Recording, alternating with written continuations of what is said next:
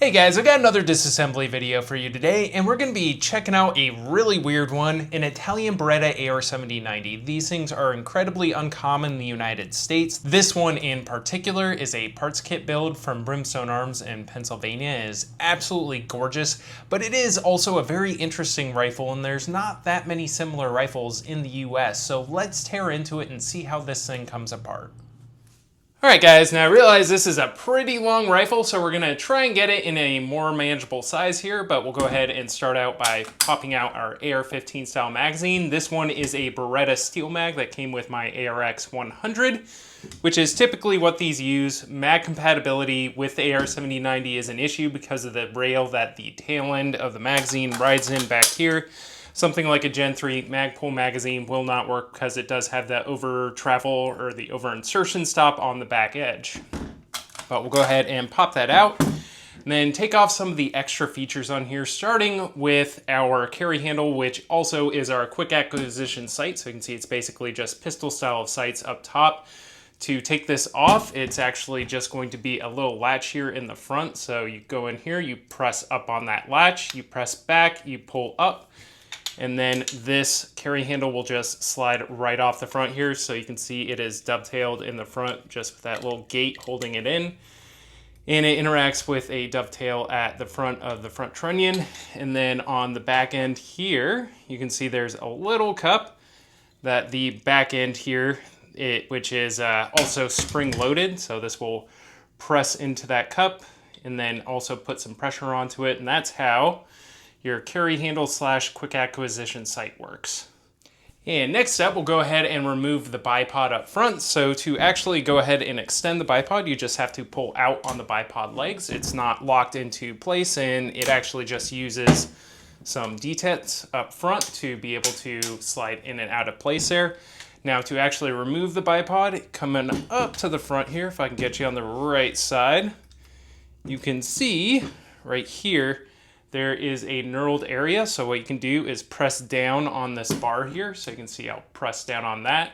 Then grab both bipod legs, pull them together, they'll click, and they will lock together and they will come off. So you can see just the cup up front that goes ahead and locks around the cutout on the barrel up here. So very easy to remove. Now putting it back on, to unlock this, you press them together a little bit, you pull back on this lever again, and then you start releasing it and it will go ahead and slide out until it locks on the barrel. So pretty easy bipod, nothing too crazy, very Cold War era NATO rifle style. Now the next part should be super familiar to any AR-15 owner. We do have two different takedown pins here. They're both captive. The rear pin very easily just pops out, and then we can go ahead, slide that out, and mine is very tight here, so I usually just give it a little bit of a hit there, and I'll go ahead and pop open. And then you can see into your trigger group, you can get the bolt and the bolt carrier out this way if you don't want to completely separate the lower receiver from the upper receiver. However, if you do, need to remove the handguard here to be able to pop out this front pivot pin.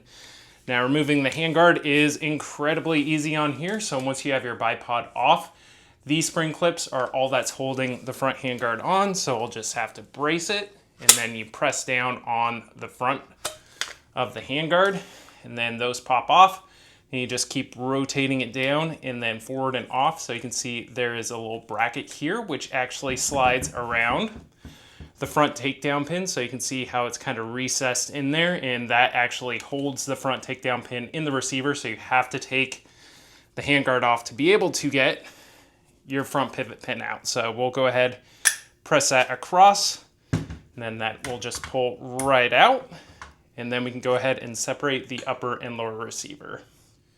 Taking a look at the lower receiver here, we can see this is all made out of stamped steel, which is welded together, and it's very good quality. Of course, this is one of the original parts on my particular rifle. It does have the original safety selector, which does have 4 positions. Of course, this is only semi-auto, but originally they'd have semi, 3-round burst, and fully automatic in a standard trigger group. You have your magazine release here. One note on that is that it is fairly far forward. I have massive hands, and I even have to break my grip a little bit to reach it, so that is something to be aware of there. Your grip here does have a nice little compartment in there so you can store, you know, Skittles, macaroni, whatever you want to in the grip. Cleaning kit's an actual thing you would put in there. Your trigger group up top here is going to be somewhat similar to an FNFAL where it has the offset hammer spring here.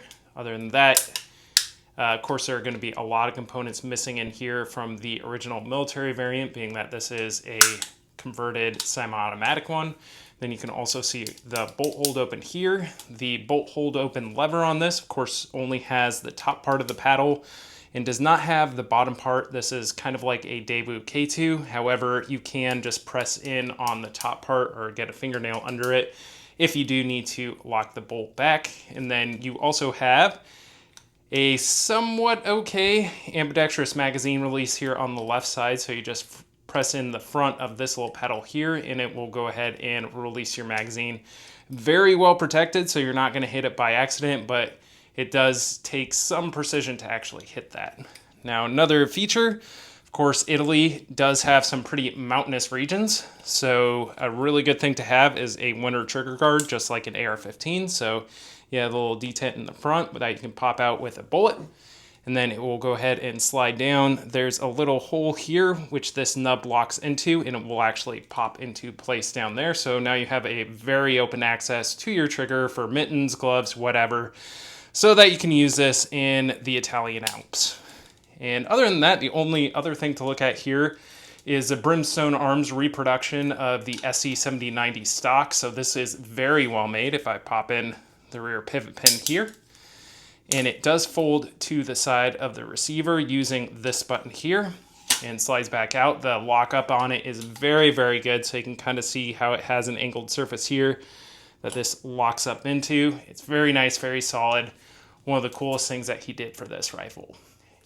Now, coming back to the upper receiver, we can start taking a look at our bolt and bolt carrier. Now you can see we don't have a recoil spring, guide rod, anything like that behind it, because the recoil spring is actually wrapped around the long stroke piston up here underneath the gas tube. So if I go ahead and pull back on the bolt, you can see it retracting there, and then there's your piston, and the spring is actually getting stopped up here by the front trunnion. Now, to get the bolt carrier out of here, we need to disconnect the piston from your bolt carrier. And to do that, you can see we have this little hole here, which is perfectly sized for a Janky 223 cartridge or 5.56.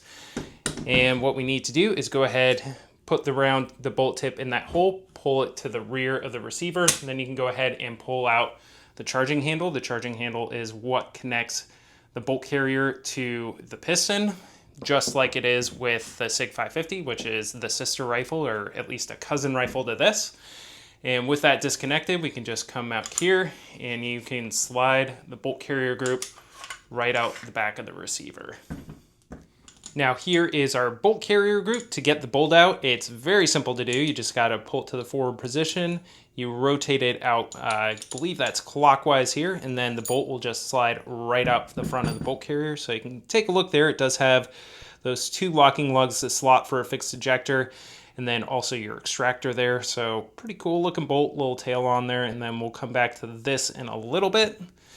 Now you can see the firing pin is actually being retained on the inside of the bolt carrier by a pin here at the rear. So this is a good military feature to have because you don't necessarily need to take the firing pin out in the field. And this is a good way to make sure that your guys don't lose it. But if you do need to take it out, very easy to do. You just pop this pin across. All right, so pop that pin across so you can see it's not retained, but at that point you can go ahead and just let your firing pin drop out the back of the bolt carrier. Bolt carrier, again, we'll come back to in a minute, but you can say it is more or less AK style with that slot being cut in there to cam the bolt. All right, and next up, we're gonna go ahead and need to remove our piston and spring out of here. And this is one of the more interesting features on the AR-7090, because you would think that this end portion here would be part of the barrel. It is not. It is a barrel shroud, which is actually also your grenade launcher for rifle grenades.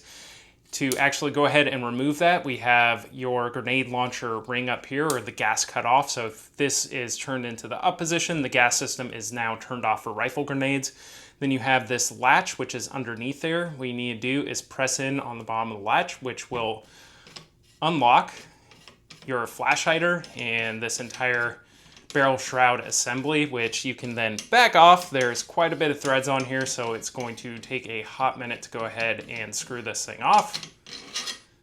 Now with that off, you can see we just have the barrel underneath there. So pretty cool system, and a good reason why this would be a very difficult rifle to actually go ahead and suppress.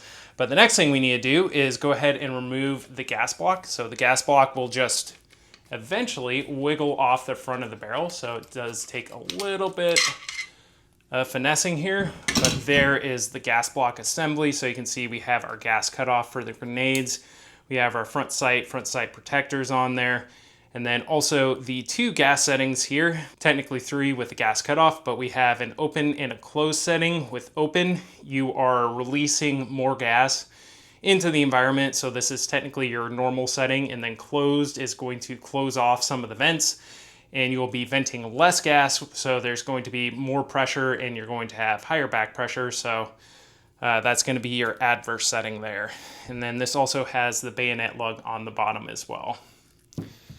Now coming back here, we can actually just go ahead and pull off the gas tube. This is just a hollow aluminum tube, really nothing crazy about that at all. And then you can see our recoil spring as well as the long stroke piston here. Now to go ahead and remove it, what we need to do is press it in and then rotate it 180 degrees until it pops here.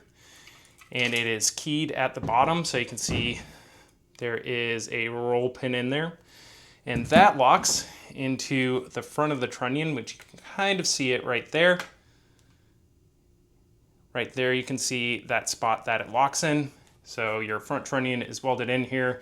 Your barrel is attached with a barrel nut right here, and then you can get very, very good access to the gas port up here once you remove that gas block. And that's really about it. Now, taking a look at the back of the receiver here, you can see we do have this spring-loaded cover right here. So that's for the channel that the charging handle actually rides in so that it stays covered. And mud, dirt, stuff like that can't get in there. On the inside of the receiver, you can see we do have a fixed ejector on the side here.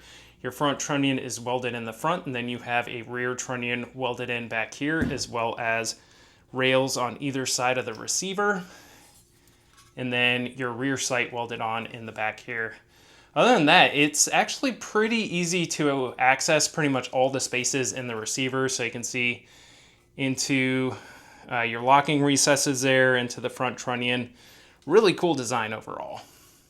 Now, I did want to give you just a quick comparison between the AR-7090 bolt carrier group as it's assembled when it's actually operating in the weapon, compared to my SIG SG553 bolt carrier. So you can see this is a cousin of the AR-7090. These came from the same development program back in the 1960s, and you can really see that in the way they operate. So for the SG553, I can just slide the bolt out basically the same way that you do with the AR-7090. One difference is the firing pin for the SG553 is going to be inside of the bolt itself, while the AR-7090, it stays in the bolt carrier. And then just quickly looking at the bolt carrier design itself, you can see these both take a lot from the AK operating system with the cam path that is milled into the bolt carrier itself.